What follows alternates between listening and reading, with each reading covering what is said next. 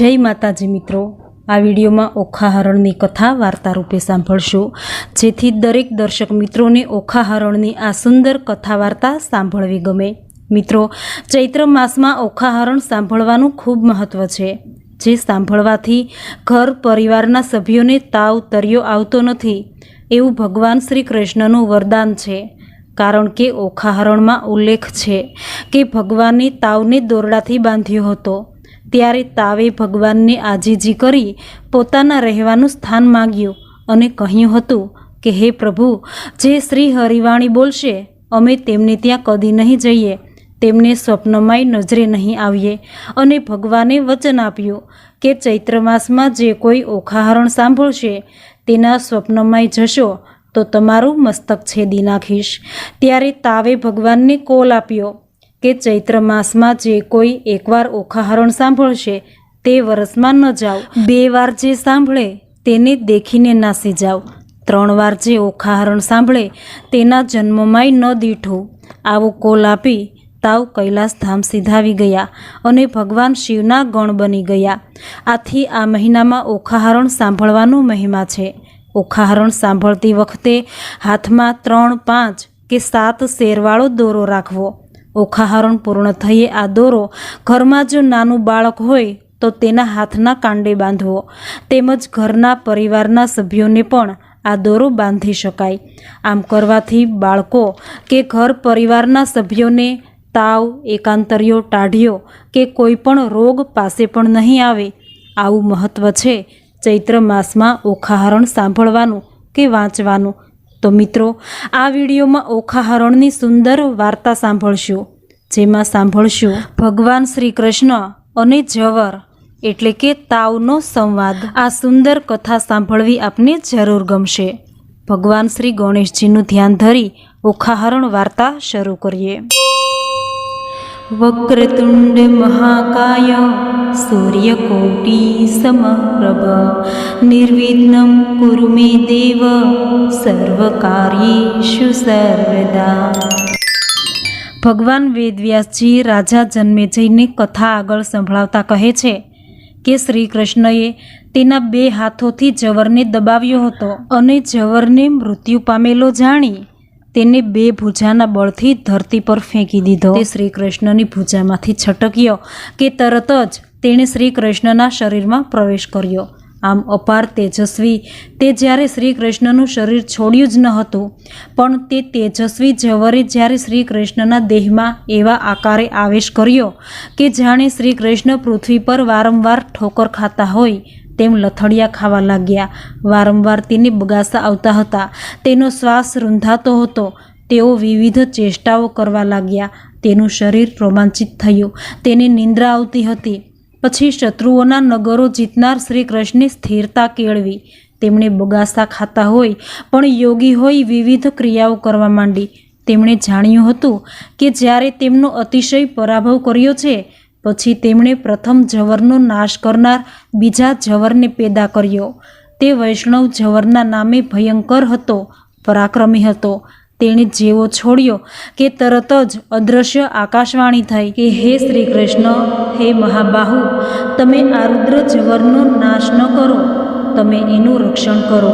पछी श्री कृष्णे ते जवरने मुक्त कर्यो, कारण के तेओ भूत, वर्तमान अने भविष्य काळना परम गुरु होय रुद्र जवरना पण गुरु ज हता। पछी ते जवर श्री कृष्णना चरणा रविंदमां पोतानुं मस्तक झुकावीने शरणे गयो। तेणे भगवानने कह्युं के हे मधुसूदन, हे यदुनंदन, तमे मारी विनंती सांभळो। हे देव, मारो मनोरथ पूर्ण करो। हे देवेश्वर, मने वरदान आपो के तमारी कृपाथी हूँ आ लोकमां एकलो ज जवर रहूँ, बीजो कोई पण जवर थवो जोईए नहीं। त्यारे श्री कृष्ण बोल्या के हे जवर, तू जे ઈચ્છે છે તે પ્રમાણે ભલે થાઓ, તમારું કલ્યાણ થાઓ। જેઓ વરદાન મેળવવા ઈચ્છતા હોય ત્યારે તે તેને આપવું ઘટે। તું તો મારા શરણે આવ્યો છે, મારું તને વરદાન છે કે તું આ લોકમાં પહેલાંની જેમ એક જવર રહેશે। મેં ઉત્પન્ન કરેલ જવર મારા શરીરમાં જ લય પામશે। યશસ્વી શ્રી કૃષ્ણે જવરને આ પ્રમાણે વચન આપ્યું અને ફરી આગળ બોલ્યા કે હે જવર, તું મારો સંદેશો સાંભળ। તું લોકમાં જે રીતે ફરે છે તે વિશે કહું છું. તું સ્થાવર જંગમ સર્વમાં નિશ્ચિતપણે ફરજે, પણ જો તું મારું પ્રિય કરવા ઈચ્છતો હોય તો તું તારા આત્માના 3 વિભાગો કરીને ફરજે. એક ભાગથી તારે ચોપગા પ્રાણીઓમાં આશ્રય કરવો, બીજા ભાગથી સ્થાવર પ્રાણીઓનો અને ત્રીજા ભાગથી મનુષ્યમાં લાગુ થશે. આમ 3 વિભાગનું શરીર કરીને તારે લોકમાં ફરવું, અને ત્રીજા ભાગનો જે ચતુર્થાંશુ ભાગ છે તે દ્વારા તારે પક્ષીઓમાં લાગુ થવાનું. હે જવર, તારા ત્રીજા ભાગના પણ 3 ભાગો થશે. એક એકાંતર જવર, બીજો ટાઢિયો જવર અને ત્રીજો ચોથિયો જવર. આ રીતે તારે વિભાગો કરીને મનુષ્યોમાં વાસ કરવો. બાકીની જાતિઓમાં તું તે પ્રમાણે વાસ કરે તે વિશે સાંભળ.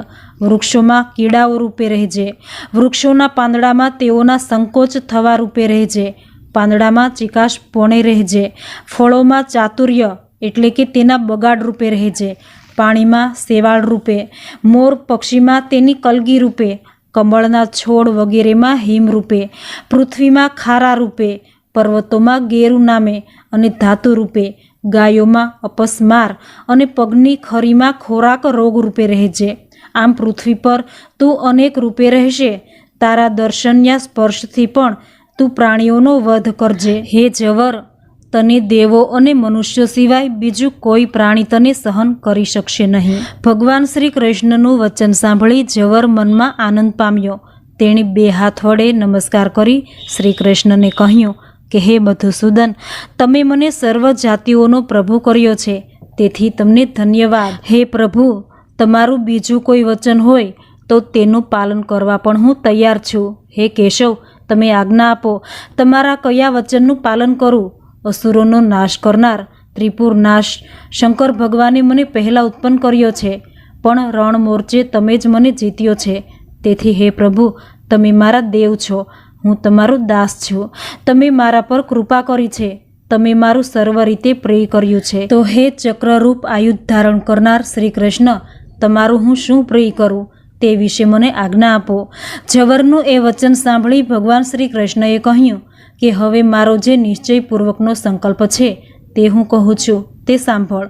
આ મહાયુદ્ધમાં બાહુબળ અસ્ત્રવાળું મારું અને તારું જે પરાક્રમ જાહેર થયું છે તેનો જે માણસ પ્રથમ મને પ્રણામ કરીને એક ચિત્તે પાઠ કરે તે જવરથી રહિત થાય, અને તેને જો જવર આવ્યો હોય તો તે ઉતરી જાય.